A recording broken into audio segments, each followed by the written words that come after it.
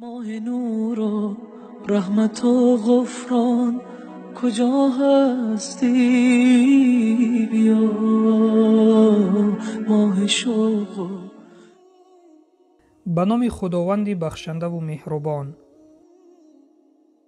ابو امامه خداوند از او راضی باد گفت که از پیامبر صلی الله علیه و سلم شنیدم که در حجة الوداع در خطبه گفتند: از خداوندی که پروردگارتان است بترسید، 5 وقت نمازتان را بگزارید، ماهتان را یعنی رمضان را روزه دارید، زکات مالتان را ادا نمایید، سرورانتان را اطاعت نمایید، داخل بهشت پروردگارتان می شوید.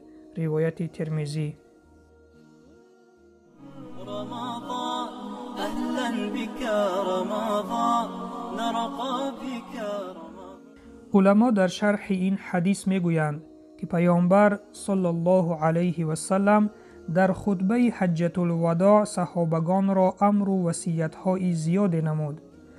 مردم را به تقوا و پرهیزگاری و ادا نمودن ارکان اسلام امر نمود. از جمله آنها روزه داشتن ماه شریف رمضان را ذکر نمود.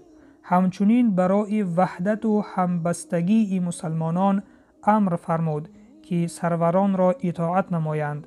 البته اطاعت آنها در صورت شرط است که امر به معصیت خداوند نباشد و اگر امر به معصیت خدا کردن در این حالت اطاعتشان جایز نیست. سپس در نهایت پیامبر صلی الله علیه و سلم فرمود که در صورت انجام این ارکان اسلام و این دستورها با فضل و رحمت پروردگار داخل بهشت می شود. رمضان اهلا بك رمضان نرقى بك رمضان. بله برادر و خواهر ایمانیم، شخص مسلمان با انجام دادن این عبادتها، با انجام دادن ارکان اسلام، وظیفه بندگی خود را در نزد خداوند ادا نموده راضیگی پروردگار را در می‌یابد و خداوند او را داخل بهشت می‌گرداند.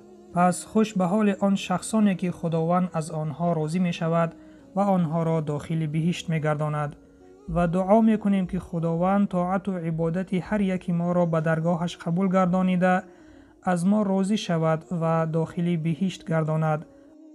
و سلام بر آن شخصانی که راه هدایت را پیشه گرفتند.